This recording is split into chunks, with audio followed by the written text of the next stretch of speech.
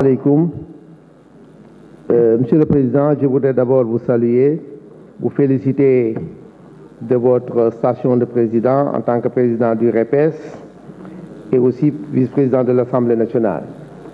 Monsieur le Président, je voudrais saluer Monsieur le ministre des Finances et du Budget, saluer Monsieur le ministre du Travail chargé du dialogue social, saluer Monsieur le ministre de l'Environnement, du Développement durable et de la transition écologique. En profiter pour saluer l'ensemble des techniciens qui l'entourent. Exprimer ici la grande fierté que j'ai toujours eue en participant avec la délégation du Sénégal au niveau des COP. C'est vraiment, si on a l'expérience d'être avec ces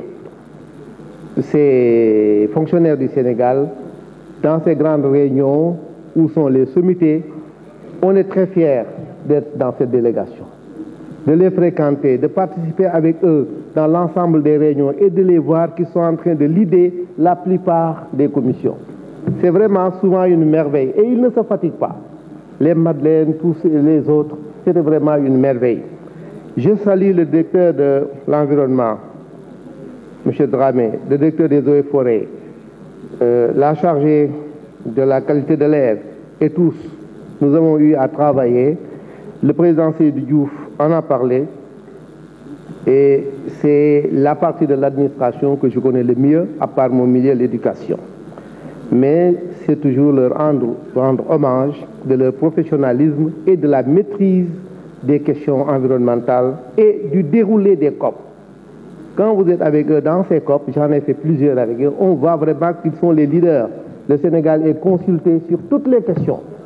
Et ce sont les décisions du Sénégal et les orientations qui veillent. C'est des moments nostalgiques que j'ai. Mon collègue Seydou Diouf en a parlé parce qu'il était très actif dans le réseau. Je suis allé lui dire que, mais Seydou, tout ce que je voulais dire, tu as presque tout dit par rapport à l'ensemble des problématiques sur lesquelles nous avions travaillé.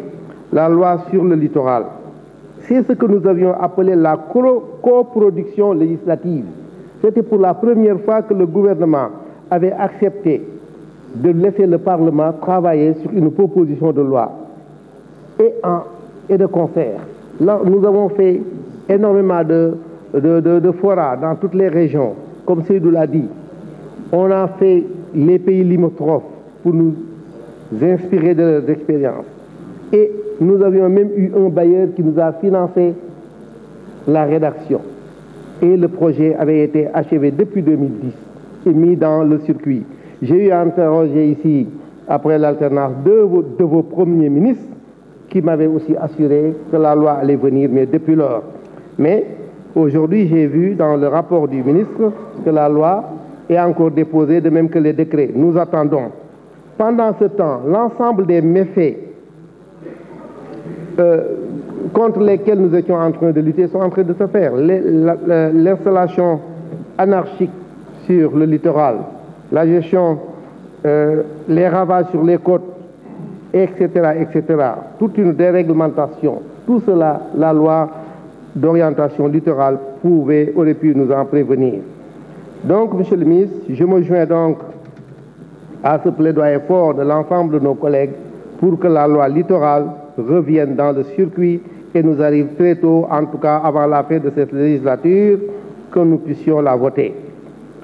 Monsieur le ministre, nous avons beaucoup évoqué avec vos prédécesseurs qui sont passés hier, notamment le ministre des Mines, la question des nuisances, la dégradation de l'environnement occasionnée par surtout les industries extractives. Nous avons parlé de la Falémé, nous avons parlé de l'ICS, nous avons parlé des cimenteries. Et nous avions dit hier que nous allions aujourd'hui vous interroger sur quelles sont les dispositions de suivi que le ministère a mis en place par rapport à l'ensemble de ces questions. Ce qui m'amène à parler des nuisances, de la qualité de l'air.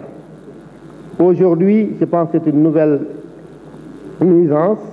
Heureusement qu'au niveau de la direction de l'environnement, on est précurseur en Afrique. Je pense que ce que nous faisons, personne d'autre ne le fait, parce que j'appartiens à un réseau Aqua Air, la qualité de l'air, qui se déploie en Asie principalement et un peu en Afrique pour le moment. Je pense que nous avons déjà 6 stations, mais nous appelons le déploiement de la SENREM en 2024. Nous l'appuyons. Nous demandons vraiment que des moyens suffisants soient dotés à la DEC pour que ce travail puisse être fait.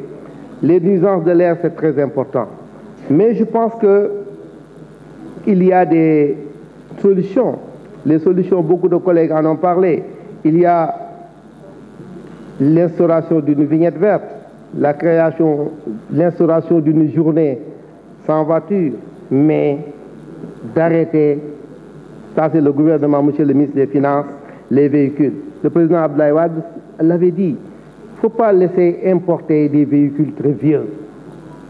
Quand la diaspora s'est ruée sur cette question, nous sommes allés lui dire que, président, la diaspora ne va pas voter parce que les véhicules, ils sont contre l'importation des véhicules de plus de 5 ans. Il a dit qu'il ne vote pas. Quand il y en a cela, que je ne sois pas réélu, mais je ne laisserai pas le Sénégal devenir ce que ça sera, parce que j'ai des rapports très corrects sur la question par rapport à la dégradation totale de notre environnement que va induire les vieux véhicules. Je pense qu'il faudrait que le gouvernement prenne son courage à mettre sur cette question. On ne peut pas laisser le Sénégal à la portée. Regardez ce qui se passe dans nos rues. Tout le monde a un véhicule. Ça pose problème pour la circulation et pour les nuisances. Monsieur le ministre, l'avènement du pétrole et du gaz, c'est aussi l'arrivée de nouvelles formes de pollution. Nous voudrions savoir quelles sont les dispositions prises en prévision de ces types de pollution des hydrocarbures, comment le gouvernement se prépare à cela.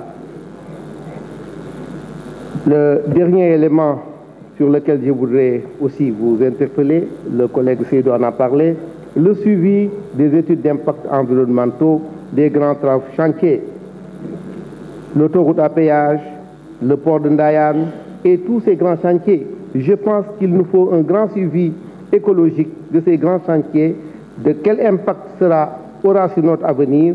Si nous n'avons pas un bon suivi, nous risquons à l'avenir d'avoir des surprises. Voilà, monsieur le ministre, les quelques sujets que je voulais évoquer avec vous, tout en vous souhaitant bon succès à la tête de ce département. Merci.